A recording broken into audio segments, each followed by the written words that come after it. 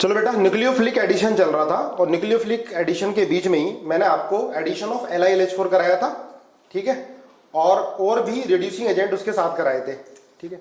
अब इसमें कुछ और रिड्यूसिंग एजेंट है, वो मैं आपको लिख रहा हूं।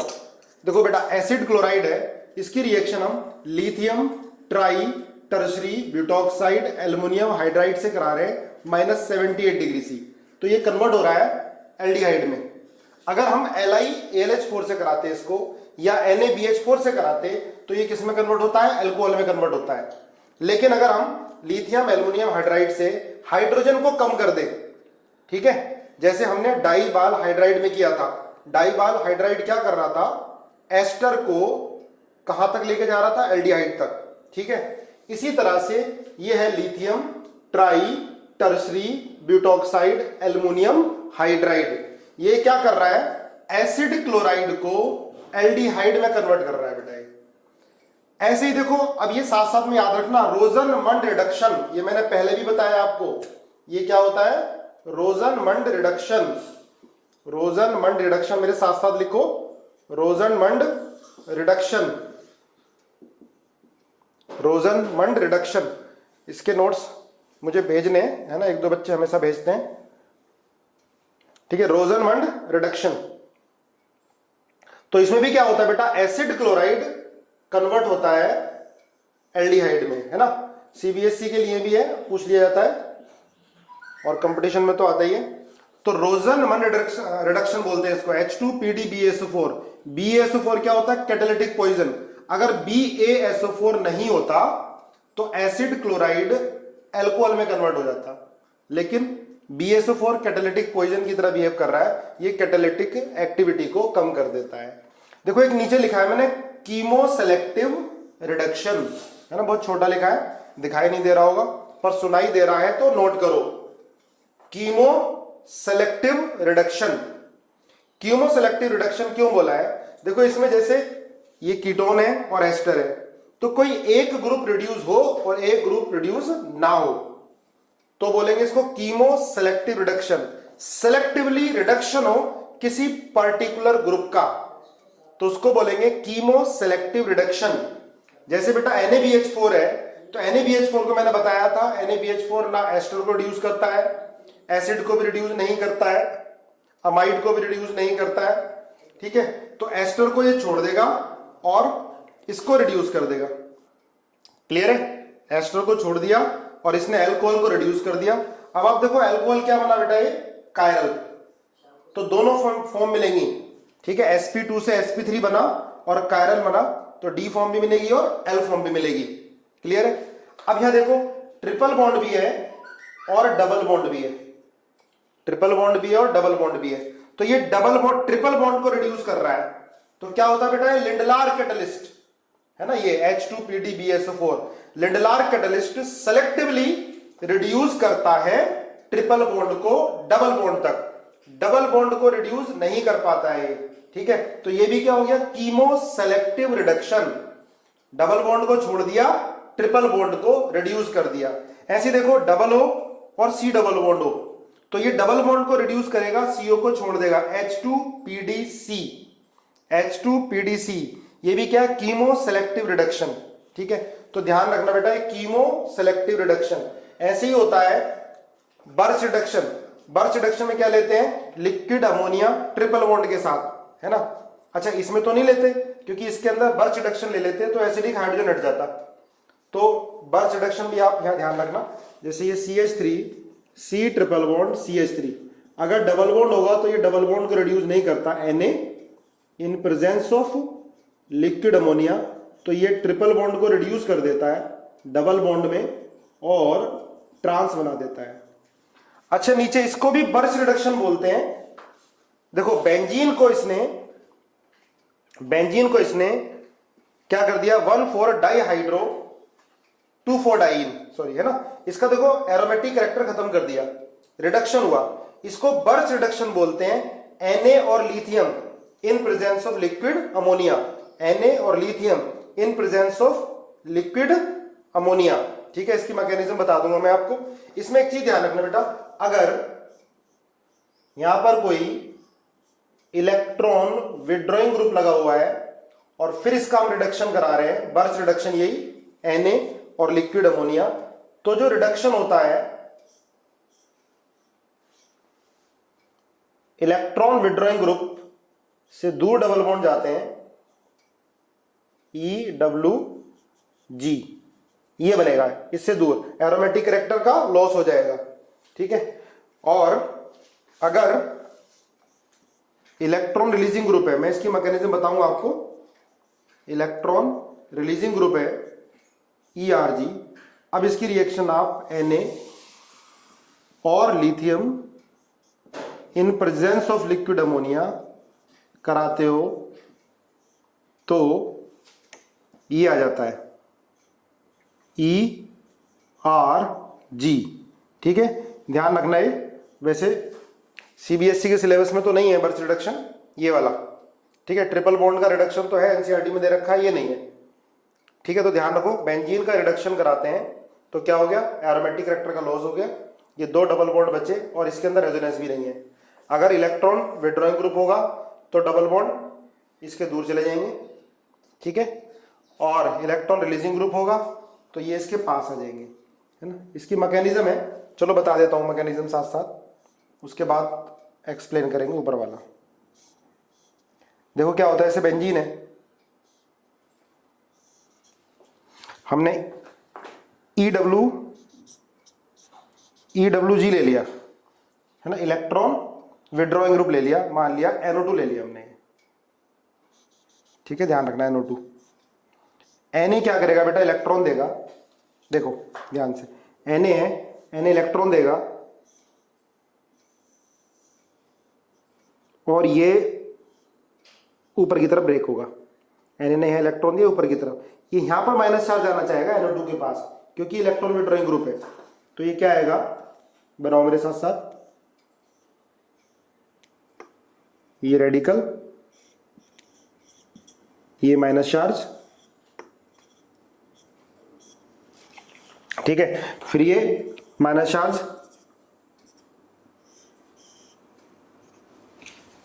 देखो ध्यान से, ये बॉन्ड ऊपर की तरफ ब्रेक किया, ठीक है। क्या यहां पर रेडिकल आया, देखो इधर आएगा तो ये बॉन्ड इधर टूटेगा, इलेक्ट्रॉन विड्रॉइंग ग्रुप की तरफ माइनस चार्ज जाएगा, ठीक है।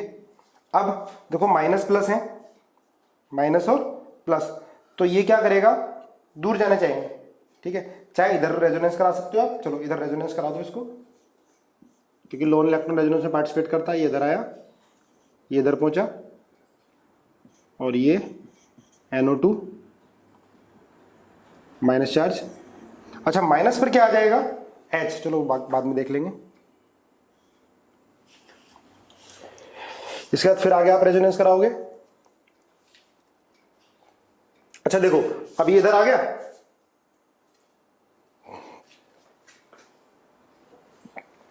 अब माइनस चार्ज तो यहीं रहना चाहेगा क्योंकि NO2 इलेक्ट्रॉन विड्रॉइंग ग्रुप है। अब क्या करेगा, देखो Na लिक्विड अमोनिया, साथ में अल्कोहल भी लेते हैं इसमें, CH3 CH2OH, Na liquid ammonia साथ में अल्कोहल। अब अल्कोहल से क्या लेगा, ये H ले लेगा, C2H5OH, इससे क्या लेगा ये H प्लस N, तो क्या बनेगा NO2, यहाँ H आ जाएगा और ये, फिर देखो Na है, इलेक्ट्रॉन और दे देगा इसको, तो ये आ गया माइनस चार्ज और NO2, ठीक है, हाइड्रोजन। फिर अल्कोहल से C2H5OH से H ले लेगा और यहां भी हाइड्रोजन और ये, ठीक है। अब समझो, देखो इलेक्ट्रॉन विड्रॉइंग ग्रुप है, तो इलेक्ट्रॉन विड्रॉइंग ग्रुप पर मैंने लिखाया कि डबल बॉन्ड देखो यहां पर आ रहे थे, रीजन क्या है, मैकेनिज्म से आएगा समझ में, है ना। तो दोबारा देखो, Na ने इलेक्ट्रॉन दिया यहां पर, ये बॉन्ड ऊपर टूटा, तो माइनस चार्ज यहां आना चाहेगा इलेक्ट्रॉन विड्रॉइंग ग्रुप के पास, क्योंकि ज्यादा स्टेबल होगा, ठीक है। अब इसको रेजोनेंस कराओगे रेडिकल को, रेजोनेंस करके यहां पर आ गया रेडिकल, माइनस पर H आ जाएगा अल्कोहल से, ठीक है। इसके बाद Na फिर इलेक्ट्रॉन देगा, ठीक है, इसको इलेक्ट्रॉन की कमी है, Na फिर इलेक्ट्रॉन देगा तो माइनस चार्ज आ जाएगा, Na आसानी से इलेक्ट्रॉन दे सकता है, ठीक है। अब इसके बाद फिर ये अल्कोहल से हाइड्रोजन को ले लेगा और रिडक्शन हो जाएगा, तो एरोमेटिक कैरेक्टर का लॉस हो गया बेटा। अब इसको याद करने का तरीका है, देखो इलेक्ट्रॉन विड्रॉइंग ग्रुप लगा होगा तो बॉन्ड दूर चले गए, ठीक है। इलेक्ट्रॉन रिलीजिंग ग्रुप लगा होगा तो बॉन्ड पास आ गए, है ना। ऐसे याद कर लो, बाकी अगर मैकेनिज्म ध्यान रहेगी तो ये खुद समझ में आ जाएगा कि ये बॉन्ड यहां पर क्यों आ रहा है। जैसे यहां से समझ में आया क्योंकि माइनस चार्ज यहां आना चाहिए, ठीक है। उसके बाद हमने रेजोनेंस करा दी, फाइनल प्रोडक्ट मिल गई। तो ये है बर्स्ट रिडक्शन। बोलो क्लियर हुआ नहीं हुआ? चलो मैं इसको मिटाता हूं। अब हम जो पढ़ रहे थे बेटा, वो पढ़ रहे थे, हम जो पढ़ रहे थे न्यूक्लियोफिलिक एडिशन ऑफ एल्कोहल। देखो ये बहुत इंपॉर्टेंट टॉपिक है, बहुत अच्छे से समझना। तो हमने न्यूक्लियोफिलिक एडिशन कराया था एल्कोहल का एल्डिहाइड में। तो पहले तो क्या मिल रहा था, हेमी एसिटल। एक बार रिवाइज करो मेरे साथ, पहले क्या मिल रहा था बेटा, हेमी एसिटल। और हेमी एसिटल बेस में क्या होता है, अनस्टेबल। हमने रिवर्स रिएक्शन करा दी थी, जब बेस से रिएक्शन कराते थे तो H प्लस हटकर O minus ion CO double bond के साथ बॉन्ड बनाएगा और एल्डिहाइड मिल जाता था, ठीक है। लेकिन एक्सेस अमाउंट में अल्कोहल लेते थे एसिड की प्रेजेंस में तो फाइनल क्या मिलता था, एसिटल, है ना। कीटोन से कीटल बोल सकते हैं, लेकिन उसको भी एसिटल बोला जाता है। और मैंने क्या कराया था, सुनो पहले ध्यान से, साथ साथ मैकेनिज्म ट्राई जरूर करो बेटा। और मैंने क्या बताया था आपको कि जैसे ये है CH3 CH double bond O CH2SH, ये करा दिया था मैंने आपको, CH2SH, है ना। यहां पर वाटर निकाल दो डायरेक्ट, मैकेनिज्म हमने पढ़ ली थी H प्लस की प्रेजेंस में। तो क्या बन जाएगा, CH3 CHS CH2 CH2S। साथ साथ लिखो, ये नहीं कि सारा कुछ छापना है इसमें से, आप मेरे से पहले कर सकते हो, ठीक है। पहले ये वाला S अटैक करेगा। देखो मैंने आपको 2 मोल से एडिशन कराया था एल्कोहल के, इसमें 2 मोल, भाई 2 SH एक ही के साथ है। पहले एक SH करेगा, हेमी एसिडल बनाओगे, फिर एसिड की प्रेजेंस में एसिडल बन जाएगा। इसको एसिडल नहीं बोलेंगे ना, ये इसको थायो एसिडल। क्लियर है? अब एक चीज देखो ध्यान से, अगर मैं ये ले लेता हूं C डबल बॉन्ड O, ये मुझे करके दिखाना है आपको, CH2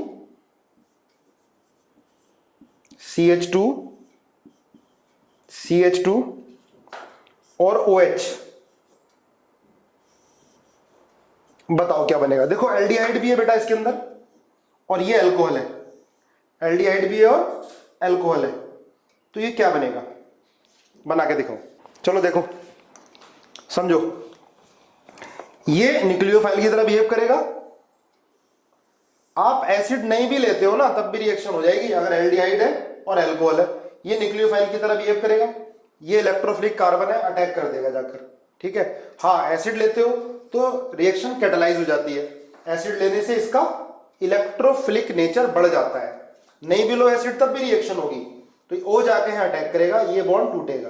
तो क्या बनेगा, ये C, बनाओ मेरे साथ, O minus H CH2 CH2 CH2 O, और ये प्लस आ गया ना, है ना। O ने अपने लोन पेयर दिए और प्लस आ गया। अब देखो यहां पर O माइनस जो है, अब ये कौन सी रिएक्शन है,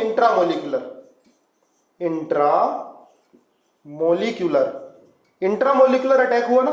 एक ही कंपाउंड के अंदर न्यूक्लियोफाइल है, यहां पर ही इलेक्ट्रोफिलिक कार्बन है, तो इसने अपने लोन पेयर इसको दिए तो O पर पॉजिटिव आ गया। अब देखो O माइनस अंदर ही बेस है, तो इंट्रामोलिकुलर प्रोटॉन ट्रांसफर हो जाएगा। यहां O माइनस है, ये H हटा लेगा, ये अपने इलेक्ट्रॉन यहां छोड़ेगा। पूरा एरो का ध्यान रखा करो, कैसे बना रहा हूं मैं, इधर की तरफ एरो बना रहा हूं क्योंकि O प्लस ज्यादा इलेक्ट्रॉन नेगेटिव हो गया, इसके इलेक्ट्रॉन को अपनी तरफ ले जाएगा। ये H प्लस आयन को ले लेगा, इलेक्ट्रॉन दे रहा हूं मैं, ठीक है, H प्लस आयन को, तो H प्लस यहां आ जाएगा। तो क्या बन गई बेटा, ये बना C OH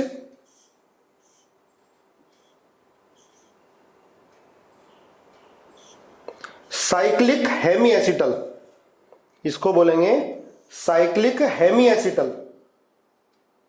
OH आ गया, इधर H लगाओ, साइक्लिक लिखो hemiacetal, cyclic Hemy acetal, note करो, साइक्लिक हेमी एसिटल। इसको लैक्टोल भी बोलते हैं। साइक्लिक हेमी एसिटल को lactol, LACTOL, lactol, cyclic Hemy acetal. देखो बेस में ये भी अनस्टेबल होगा, बेस में बेस क्या करेगा, H हटाएगा, माइनस आएगा, जैसे ही O माइनस बॉन्ड बनाएगा CO के साथ, ये निकल लेगा, वापस क्या मिल जाएगा हमें, ये मिल जाएगा। तो बेस में साइक्लिक हेमी एसिटल भी अनस्टेबल होता है। देखो ये साइक्लिक हेमी एसिटल बनाया आपने, देखो ध्यान से, ये OH और H, अगर मैं इसमें बेस डाल दूं तो बेस क्या करेगा, H प्लस आयन को हटाएगा, बेस ये इधर, ये इधर, एरो का ध्यान रखा करो ना, जिधर इलेक्ट्रॉन का डिस्प्लेसमेंट होता है। तो क्या आ गए, O माइनस H। अब ये बॉन्ड बनाएगा तो इसको निकलना पड़ेगा, क्योंकि C डबल बॉन्ड O की बॉन्ड एनर्जी ज्यादा है, पहले भी बताया मैंने।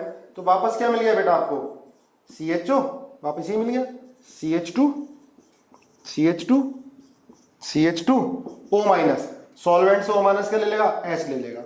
तो बेस में हेमी एसिटल अनस्टेबल होता है, बार बार बोल रहा हूं, ध्यान रखोगे, ठीक है। अब देखो क्या हो गया बेटा, इंट्रामोलिकुलर हेमी एसिटल फॉर्मेशन, लिख लो इसको, intramolecular hemi acetal formation. Clear है।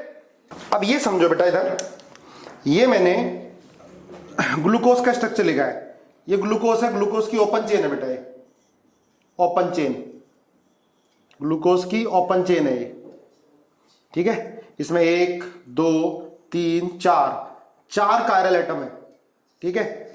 इसके अंदर 1 2 3 4 5 हाइड्रोक्सिल ग्रुप है। इसको क्या बोलते हैं, कार्बोहाइड्रेट, कार्बोहाइड्रेट बोलते हैं। और ग्लूकोज क्या होता है, मोनोसेक्राइड, ये एक ही यूनिट है, एक ही यूनिट से मिला हुआ है, मोनोसेक्राइड। इसको क्या बोलते हैं,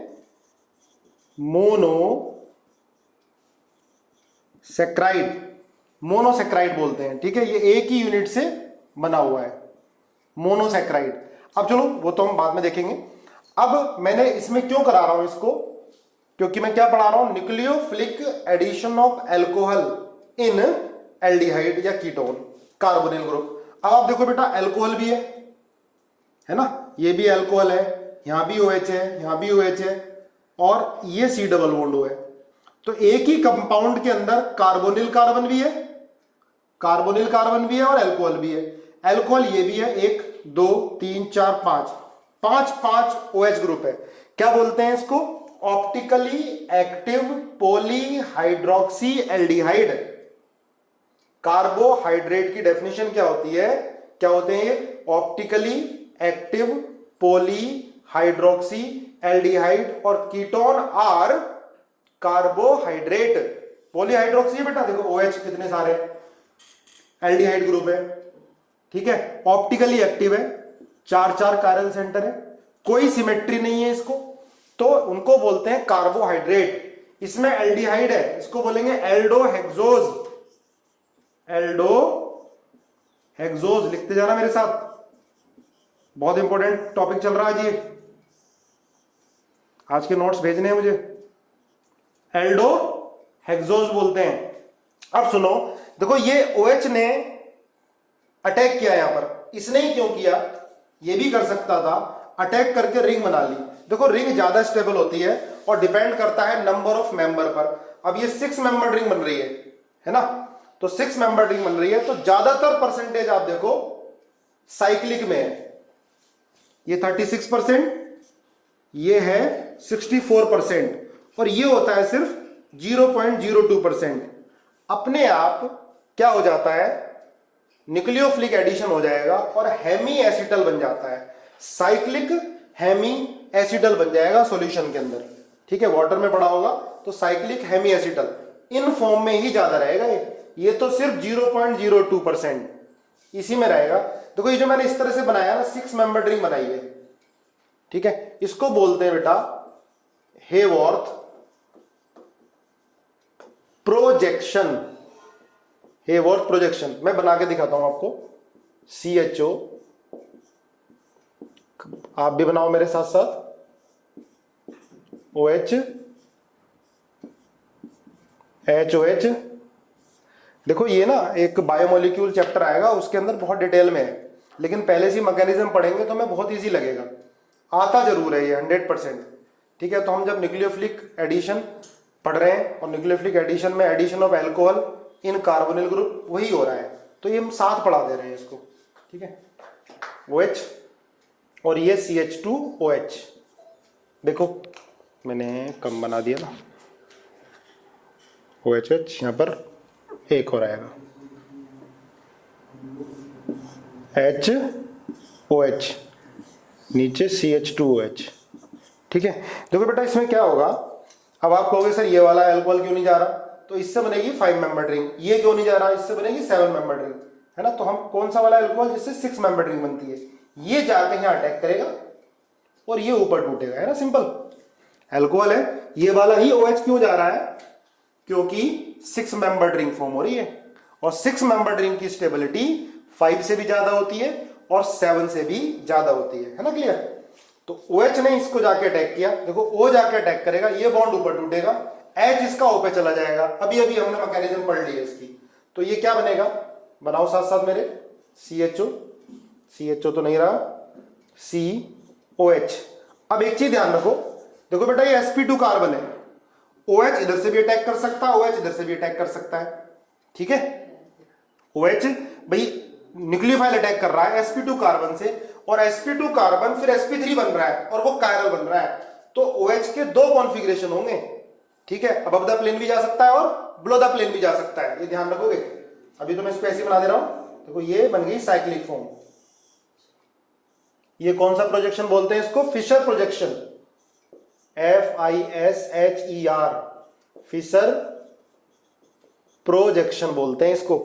ठीक है, ये H हो गया, OH। प्रैक्टिस करो, साथ साथ लिखोगे ना तो अभी लर्न हो जाएगा, बाद में सिर्फ हम क्वेश्चन की प्रैक्टिस करेंगे। और जब आप वीडियो देखो रिवाइज के लिए तो स्पीड से देखा करो,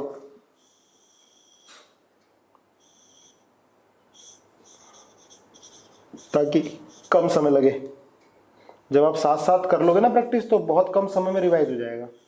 या नोट्स बनाओ अपने अच्छे से, देखो ये बन गया, है ना। ठीक है ना, ये अब सुनो, अब ये O ने जाके यहां पर अटैक किया, देखो बाकी का किसी का कॉन्फ़िगरेशन चेंज नहीं होगा, लेकिन यहां पर अटैक कर रहा है, इसका कॉन्फ़िगरेशन 2 होंगे, H अबव द प्लेन भी होगा, बिलो द प्लेन भी होगा। H के आप 2 कॉन्फ़िगरेशन बनाओगे। अब ध्यान रखो यहां पर कितने कायरल एटम है, 1 2 3 4। अब देखो बेटा कितने कायरल एटम होंगे, 1 2 3 4 5। एक कायरल एटम का इंट्रोडक्शन हो गया इसके अंदर, लेकिन बाकी सारे जो ये देखो कायरल एटम हैं, ये सारे कायरल एटम, इनका कॉन्फ़िगरेशन चेंज नहीं होगा, इसी का चेंज होगा, दोनों ही बनेंगे। ठीक है, क्योंकि इस पर अटैक हो रहा है। अब देखो मैंने 2 बनाए हैं, एक ये यहां पर OH ऊपर बनाया है, ऊपर की तरफ, इसको बोलते हैं बेटा बीटा डी ग्लूकोज। ध्यान रखो, बीटा डी ग्लूकोज। और देखो बाकी सब सेम, यहां पर OH नीचे सेकंड वाले पर, थर्ड वाले पर ऊपर, इस पर नीचे, यहां CH2OH, है ना, उसी से ये बनाया गया है। बस इन दोनों का, ये और ये देखो, बाकी सब सेम होगा। देखो ध्यान से, बाकी सारे एटम का कॉन्फ़िगरेशन सेम होगा। बहुत ध्यान से देखते जाओ, साथ साथ लर्न होना चाहिए। ठीक है, पर इसमें OH नीचे है और यहां OH ऊपर है, तो बेटा दोनों क्या हो गए, ये आइसोमर हो गए। और कौन से आइसोमर हो गए, कॉन्स्टिट्यूशनल आइसोमर नहीं बोलोगे, पोजीशन आइसोमर नहीं बोलोगे, कॉन्स्टिट्यूशनल आइसोमर, जिसमें भाई पोजीशन चेंज हो जाए। पोजीशन चेंज नहीं हो रही है, जिस कार्बन पर यहां पर OH है, यहां भी उसी कार्बन पर OH है, पर ये ऊपर है और ये क्या है, नीचे है। तो ये दोनों आइसोमर हो गए, स्टीरियो आइसोमर बोलोगे, और इनको बोलते हैं दोनों को एनोमर्स। याद करो, क्लास 11th में बताया हुआ है एनोमर। अल्फा डी ग्लूकोज और बीटा डी ग्लूकोज को क्या बोलते हैं, एनोमर्स। याद हो जाना चाहिए, एनोमर्स। बट डिफरेंस क्या है एनोमर में, एक कार्बन का हेवॉर्थ प्रोजेक्शन में, एक कार्बन का हेवॉर्थ प्रोजेक्शन में इसका, इस कार्बन का कॉन्फ़िगरेशन क्या हो गया, अलग अलग, बाकी सबका सेम। इसको बोला जाएगा दोनों को एनोमर्स। इन दोनों में क्या रिलेशन आ गया, दे आर आइसोमर, पर कौन सा आइसोमर, दे आर एनोमर्स। इसको बोलते हैं बेटा एनोमेरिक कार्बन। लिखो साथ साथ, एनोमेरिक कार्बन। देखो मैंने पहले क्यों बना दिया था स्ट्रक्चर ये, क्योंकि गलती ना हो जाए ना, मेमोरी थोड़ी कम है मेरी, तो इनमें परसेंटेज में गलती नहीं हो जाए। तुम्हें याद रखनी पड़ेंगी बेटा परसेंटेज, है ना, मुझे कंफ्यूजन हो जाता था इसलिए मैंने पहले ये नोट किया था ताकि मुझे परसेंटेज में मेरे से गलती ना हो। ये 36% है ना अल्फा डी ग्लूकोज बेटा, ये this is alpha D glucose, ये 36%। और जब ये प्योर होता है ना बेटा अल्फा डी ग्लूकोज, तो इसका स्पेसिफिक रोटेशन 112.2 डिग्री, ये भी तुम्हें याद रखना है ना, बार बार रिवाइज करोगे याद रह जाएगा, किसी भी तरह से आपको लर्न करना है, ठीक है। मैंने पहले इसलिए लगा था ताकि मेरे से कोई गलती ना हो जाए। 64% इसकी परसेंटेज, और जब ये प्योर फॉर्म में होता है तो इसका जो स्पेसिफिक रोटेशन होता है 18.7 डिग्री। लेकिन जब ये मिक्सचर होगा पूरा, देखो इस पूरे मिक्सचर का specific rotation 52.7 degree, 52.7 degree. Note कर लो ये specific rotation of glucose solution, जिसके अंदर 0.02% open chain, 64% beta D glucose, 36% alpha D glucose. तो इस सॉल्यूशन का स्पेसिफिक रोटेशन क्या होगा, 52.7 डिग्री, ये याद करो। हाँ, जब ये प्योर होगा 100% प्योर अल्फा डी ग्लूकोज होगा तो 112.2 डिग्री, 112.2 डिग्री, और जब ये प्योर होगा बीटा डी ग्लूकोज तो 18.7 डिग्री। लेकिन पूरे सॉल्यूशन का जब ये एक्वस सॉल्यूशन में पड़ा है और ये परसेंटेज आती है तो कितना है, 52.7 डिग्री, है ना। प्लस में सारा बेटा, सब प्लस में, डेक्स्ट्रो रोटेटरी है पूरा सॉल्यूशन भी, क्या आ रहा है, डेक्स्ट्रो रोटेटरी आ रहा है, ठीक है, क्लियर है। इसको नोट करो अभी ध्यान से। अब आप देखो इस कार्बन को क्या बोलते हैं, एनोमेरिक कार्बन। ये कार्बन, ये वाला OH ने यहां पर जाकर अटैक किया है, ठीक है, तो OH के दो कॉन्फ़िगरेशन हो गए, एक में OH ऊपर, एक में OH नीचे। इस कार्बन का कॉन्फ़िगरेशन एनोमेरिक, इस कार्बन को क्या बोलेंगे बेटा, एनोमेरिक कार्बन। इसी का कॉन्फ़िगरेशन चेंज हो रहा है, एनोमेरिक कार्बन है ना, लर्न करो। एनोमेरिक कार्बन, O के बगल वाला एनोमेरिक, ये वाला कार्बन। देखो बाकी का, ये OH इधर है, ये ऊपर, फिर इधर आ गया, ये सेम है, 1 और 3 वाले, 1 और 3 वाले, बीच वाला ऊपर, जो इधर की साइड है वो ऊपर, जो इधर की साइड है वो नीचे की साइड है, क्लियर है। इसका यहाँ OH ऊपर, OH नीचे, बाकी सब का सेम। इन दोनों को क्या बोलेंगे, anomer. This carbon is anomeric carbon, carbon is anomeric carbon, this group is anomeric hydroxyl group. Note करो, this is anomeric hydroxyl group, anomeric hydroxyl group, ठीक है, नोट कर लिया। देखो बेटा इतना समझ में आया, यस और नो। देखो स्पेसिफिक रोटेशन कुछ बच्चे पूछ रहे होंगे जिन्होंने क्लास 11th में स्टीरियो अच्छे से नहीं पढ़ा है, ठीक है, तो अभी तो बेटा ध्यान रख लो, स्पेसिफिक रोटेशन अल्फा ये होता है थीटा अपॉन सी इंटू एल। अब नहीं पढ़ा होगा तो ये भी पूछोगे आप, तो जब रिवीजन करोगे स्टीरियो केमिस्ट्री का तब ये डिटेल में आ जाएगा। अभी फिलहाल लिख लो इसको, है ना, अभी फिलहाल नोट कर लो बेटा ये। तो मुझे लग रहा है कि जो जिन्होंने क्लास 11th में स्टीरियो केमिस्ट्री ध्यान से नहीं पढ़ी उसी को प्रॉब्लम आ रही होगी स्पेसिफिक रोटेशन क्या है, ठीक है। चलो जब मैं रिवीजन कराऊंगा, कराना तो पड़ेगा ही, तो मैं रिवीजन सारा, तब ये स्पेसिफिक रोटेशन समझ में आ जाएगा, है ना। अभी फिलहाल आप इसको याद ही करना पड़ेगा जिसने नहीं पढ़ा है स्टीरियो, है ना, फिलहाल लर्न कर लो, ठीक है। इसका स्पेसिफिक रोटेशन क्या होता है, ये पीपीएल के प्लेन को 18.7 डिग्री राइट में रोटेट करता है। जब ये 100% प्योर है, इसमें से आप पीपीएल पास कराओगे, प्लेन पोलराइज लाइट, तो ये राइट हैंड साइड में रोटेट करेगा, और कितना, 18.7 डिग्री। तो इसका स्पेसिफिक रोटेशन 18.7 डिग्री आ गया। ये है अल्फा डी ग्लूकोज, तो बेटा alpha D glucose 112.2 degree rotate करेगा पीपीएल के प्लेन को, प्लेन पोलराइज के प्लेन को राइट हैंड साइड में रोटेट करेगा, ठीक है, जब ये प्योर होगा तो। लेकिन जब ये पूरा सॉल्यूशन होगा, अच्छा आप कह रहे हो कि ये मिला के 100% नहीं आ रहा, मैंने अप्रोक्सीमेट लिखा है, ये देखो 0.002 है, इसको नेग्लेक्ट कर दिया है, रहेगा। तो जब ये पूरा सॉल्यूशन होगा जिसके अंदर 64% ये, 36% ये, तब इस सॉल्यूशन में से जब आप पीपीएल पास कराओगे, प्लेन पोलराइज लाइट पास कराओगे, तो जो स्पेसिफिक रोटेशन आएगा, ये प्रैक्टिकल देखते हैं बेटा, ये एक पोलरिमीटर होता है, पोलरिमीटर ट्यूब से देखा जाता है। तो इस सॉल्यूशन का स्पेसिफिक रोटेशन कितना आ गया, 52.7 डिग्री।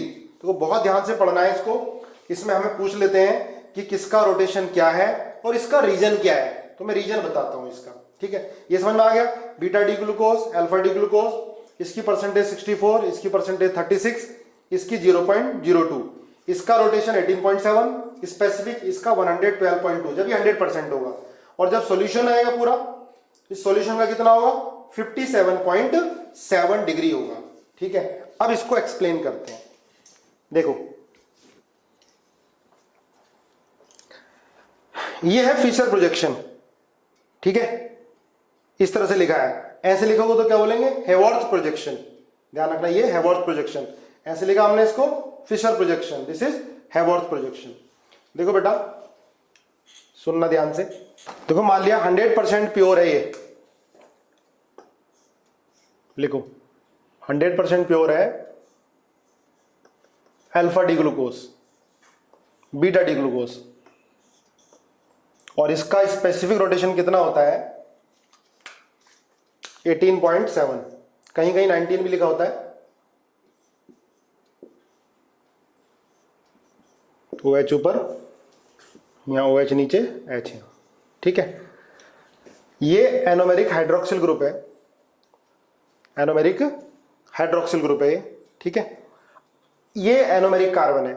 देखो क्या होता है, जैसे 100% प्योर है, तो 100% प्योर होगा तो इसका स्पेसिफिक रोटेशन कितना 18.7 डिग्री, किसी किसी किताब में 19 डिग्री भी है, तो वह अप्रोक्सीमेट ले रखा है, ठीक है।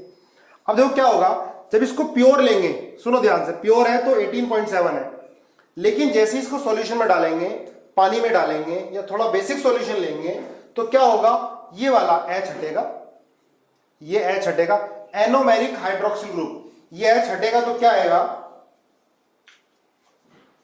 सुनना ध्यान से, जब ये H हटेगा बेटा, मैं कर देता हूं डायरेक्ट, तो ये आएगा माइनस। अब सुनो, ये माइनस है, जब ये बॉन्ड बनाना चाहेगा तो ये हट जाएगा, इसने बॉन्ड बनाया, CHO आ गया, है ना, ये हट गया O माइनस, ठीक है, ये हटके O माइनस, ये वापस ये O माइनस, बाद में ये सॉल्वेंट से H ले लेगा। तो देखो प्योर, जब ये 100% प्योर होगा तो 18.7 डिग्री सी, लेकिन जब इसको सॉल्यूशन में डालेंगे तो ये क्लोज्ड चेन ओपन होगी, ये क्लोज चेन ओपन होगी, फिर ये ओपन दोनों में, ये इधर भी जाएगा,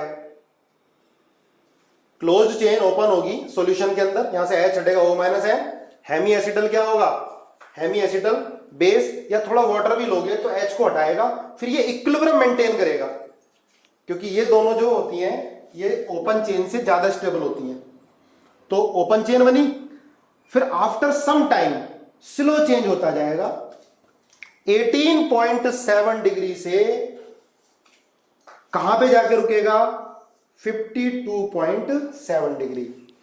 100% था वो, हमने सॉल्यूशन में डाला तो रिंग खुली, खुलने के बाद धीरे धीरे इक्विलिब्रियम मेंटेन होगा, ये 36% बनेगा, ये 64% बनेगा, और 18.7 डिग्री से बढ़ते बढ़ते बढ़ते रोटेशन कितना आ जाएगा, 52.7 डिग्री, ठीक है। अब ये क्यों हो रहा है, इसका रीजन क्या है, इसका रीजन है ये एनोमेरिक हाइड्रोक्सिल ग्रुप, ठीक है। जब ये 100% है, इसको सॉल्यूशन में डाला तो यहां से H हटेगा, H हटने के बाद ये क्लोज्ड चेन ओपन चेन में कन्वर्ट होगी, फिर ये ओपन चेन दोनों में इक्विलिब्रियम मेंटेन करेगी, इससे ये भी बनेगा, फिर से क्लोज बनेगी, और एक टाइम पर आकर परसेंटेज ये मेंटेन हो जाएगी, इसकी 64%, 36%, और जो सॉल्यूशन होगा उसका अल्फा 52.7 डिग्री। तो हमने क्या देखा, स्लो इंक्रीमेंट 18.7 से 52.7 डिग्री डिग्री। तो इसको बोलते हैं बेटा म्यूटा रोटेशन। ये जो रोटेशन हुआ इसको बोलते हैं म्यूटा रोटेशन। इसको लिखो, क्या होता है muta rotation? The slow change in specific rotation with time is called muta rotation। Muta rotation लिख लेना, एनोमेरिक हाइड्रोक्सिल ग्रुप, साथ साथ लिखो anomeric hydroxyl group is responsible for muta rotation, is responsible for muta rotation. दोबारा सुनो, अगर 100% ये ले लेते हैं हम अल्फा डी ग्लूकोज, ठीक है, फिर इसको हम सॉल्यूशन में डालते, पानी डालते, वाटर में डालते, थोड़ा बेसिक सॉल्यूशन लेते, तो यहां से H हटता, यहां माइनस आता, फिर ये बॉन्ड बनाता और O हट जाता, ओपन चेन बनती। फिर ओपन चेन इक्विलिब्रियम मेंटेन करती, ये कुछ परसेंटेज बनता 64%, ये 36%। तो 112.2 डिग्री से धीरे धीरे कम होते होते होते 52.7 डिग्री आता। तो ये भी क्या है? Slow increment in rotation, sorry slow decrement in rotation from 112.2 degree to 52.7 degree. अब क्वेश्चन क्या बनता है कि हम 100% हम प्योर बीटा डी ग्लूकोज लेंगे, तब क्या होगा? सॉल्यूशन में डालेंगे तो स्पेसिफिक रोटेशन बढ़ेगा या घटेगा? तो उसमें तो क्या हो रहा है बेटा? बढ़ रहा था। जब ये 100% लेंगे तो 112.2 डिग्री से धीरे धीरे क्या होगा? कम होगा, जब ये इक्विलिब्रियम मेंटेन होगा 52.7 डिग्री के लिए। इसके रेस्पॉन्सिबल कौन है? किसकी वजह से हो रहा है? इसकी वजह से, OH ग्रुप की वजह से, इसकी वजह से म्यूटा रोटेशन हो रहा है। अगर मैं इसे हटा दूं, सुनो ध्यान से, अगर मैं OH ग्रुप को हटा दूं, मैं इसकी रिएक्शन देखो ध्यान से, मैं इसकी रिएक्शन CH3OH और ड्राई HCl से करा दूं, सुनो ध्यान से, मैं इसकी रिएक्शन CH3OH और ड्राई HCl से करा दूं, ये प्योर है, इसकी रिएक्शन CH3OH और ड्राई HCl से करा दूं, तो H+ क्या करेगा? यहां जाके अटैक करेगा, H+ OH पे जाकर अटैक करेगा, OH पे अटैक करते ही पॉजिटिव चार्ज आ जाएगा। अब आप कहोगे कि सर बाकी भी तो OH हैं, इन पे क्यों नहीं अटैक कर रहा, इसी पे क्यों अटैक कर रहा है? तो बेटा HCl इस OH पे इसलिए अटैक करेगा क्योंकि H2O निकलने के बाद पॉजिटिव चार्ज यहां आएगा इस ऑक्सीजन के बगल में, और यहां पॉजिटिव चार्ज कैसे स्टेबल होगा? p बैक बॉन्डिंग से। तो H+ आयन यहां लगेगा, H2O निकलेगा और CH3OH का O इसको लोन पेयर देगा, तो ये बन जाएगा। देखो ध्यान से, एक बार तुम्हें करना पड़ेगा, जरूरी है, OCH3H HOH OH OH CH2OH।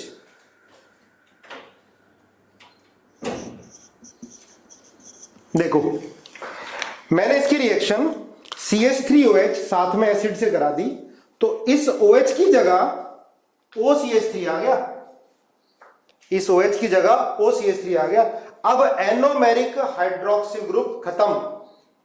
अगर अब ये हमने ले लिया, ठीक है, ये ले लिया हमने, इसका जो भी रोटेशन हो, क्या रोटेशन चेंज होगा?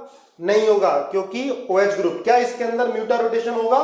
तो बेटा इसके अंदर म्यूटा रोटेशन नहीं होगा। म्यूटा रोटेशन OH की वजह से हो रहा था, क्योंकि OH से H निकल रहा था, O- आ रहा था, फिर वो बॉन्ड बना रहा था, ओपन चेन बन रही थी। लेकिन यहां पर ये जो चेन है ओपन चेन बनेगी नहीं।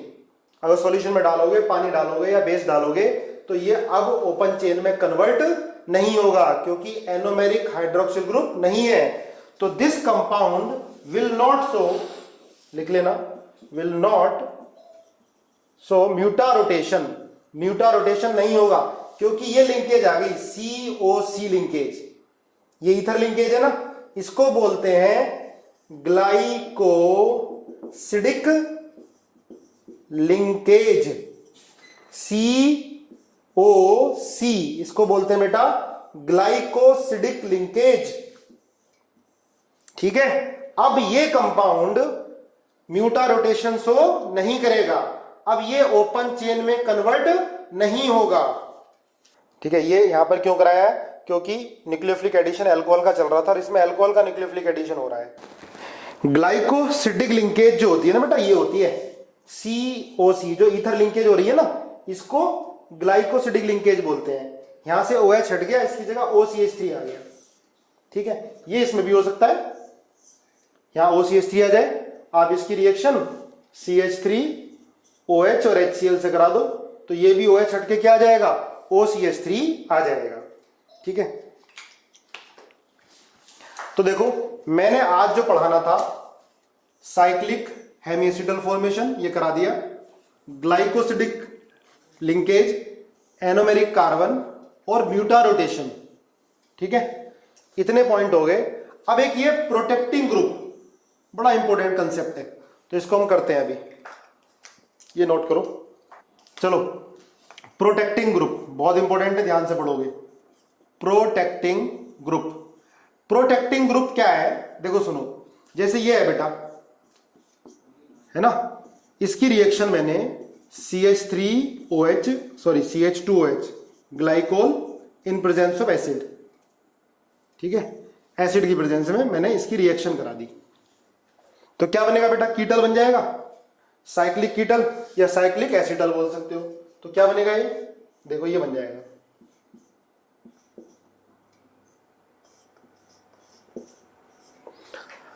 है ना। अगर मैं इसकी रिएक्शन LiAlH4 से कराऊं, ठीक है, या NaBH4 से कराऊं, सुनते रहना ध्यान से, तो क्या करता है ये LiAlH4 और NaBH4 एल्डिहाइड और कीटोन को अल्कोहल में कन्वर्ट कर देता है। अब मैंने इसकी रिएक्शन ग्लाइकोल से करा दी एसिड की प्रेजेंस में, तुमने मैकेनिज्म पढ़ ली थी इसकी, ठीक है। आप ऐसे ये H2 निकल जाएगा, H2 निकाल दो, ये बन गया। अब क्या LiAlH4 या NaBH4 इसको रिड्यूस कर पाएगा, नहीं कर पाएगा। देखो मैंने लिखा है LiAlH4 5 membered ring, 6 membered ring, ether को रिड्यूस नहीं कर पाता, या ये हो, इन पर कोई फर्क नहीं पड़ेगा। हाँ, 3 मेंबर्ड रिंग हो तो LiAlH4 इसको तोड़ देता है, लेकिन 5 मेंबर्ड रिंग हो, 6 मेंबर्ड रिंग हो, उनको LiAlH4 या NaBH4 रिड्यूस नहीं करेगा, रिएक्ट नहीं करेगा उनसे। तो हमने क्या कर लिया, CO को सेव करने के लिए रिएक्शन इससे करा दी। किससे सेव करने के लिए, इन दोनों से बचाने के लिए, है ना। अब वापस हमें देखो, वापस क्या करो, इससे ये चाहिए तो एक्वस HCl, है ना, पानी बहुत ज्यादा है, H+H+ यहां चिपकेगा, ठीक है, ये बॉन्ड ऊपर टूटेंगे, 2 OH आएंगे, वापस ये मिल जाएगा, ठीक है। अब देखो इसका यूज कहां आता है, हाँ, ये भी ले सकते हो, ये भी ले सकते हो। इसकी रिएक्शन आप CH2SH और CH2SH से कराओगे तो ये बन जाएगा, ये बन जाएगा। वापस एक्वस HCl से कराओगे तो वापस ही मिल जाएगा एक्वस HCl। इसका भी NaBH4 और LiAlH4 कुछ नहीं बिगाड़ पाता है, इसको रिड्यूस नहीं कर पाता है, ठीक है। अब इसका यूज देखो बेटा, नोट कर लिया, देखो इसका यूज देखो, जैसे ये है COOR और डबल बॉन्ड हो। अब हमको क्या है, हमें ये चाहिए,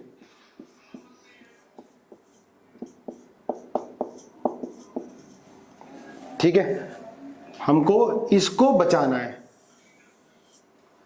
सॉरी इसको, हाँ इसको बचाना है, तो क्या करें, ठीक है। अब देखो सुनो, इसको बचाना और इसको रिड्यूस करना है, CH2OH, इसको सेव करना है, तो क्या करोगे बेटा, इसकी रिएक्शन कराओगे CH2OH, CH2H करो मेरे साथ साथ, है ना, in presence of acid. Dry HCl ले लोगे तो देखो ये जो अल्कोहल है, अभी हमने रिएक्शन कराई थी, अल्कोहल की रिएक्शन किससे, एल्डिहाइड कीटोन से होती है। एसिटल हेमी एसिटल किससे बनता है, कार्बोनिल कंपाउंड एल्डिहाइड कीटोन और किससे, अल्कोहल से। तो ये इसी के साथ रिएक्ट करेगा, तो क्या बन गया ये, ओ बनाओ साथ साथ मेरे, ठीक है, ये एसिड रहेगा।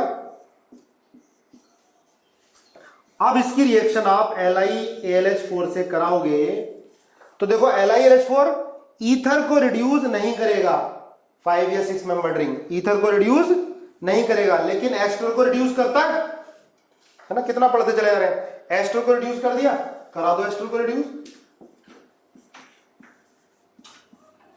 क्या बन गया ये CH2H।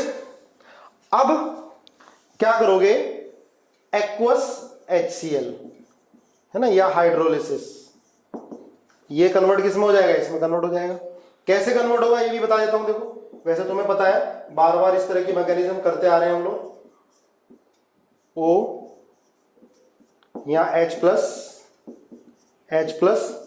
फिर क्या होगा, देखो ये बॉन्ड टूटेगा, OH बन गया, ये बॉन्ड टूटेगा और यहाँ दोनों में क्या आ जाएंगे, OH, एक कार्बन पर 2 H नहीं रहेंगे, पानी निकल जाएगा और ये बन जाएगा।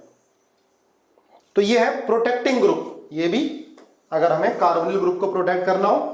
और थायोल भी है ना, डाईथायोल भी, ये प्रोटेक्टिंग ग्रुप की तरह बिहेव करते हैं। क्लियर बेटा, आया समझ में, यस और नो।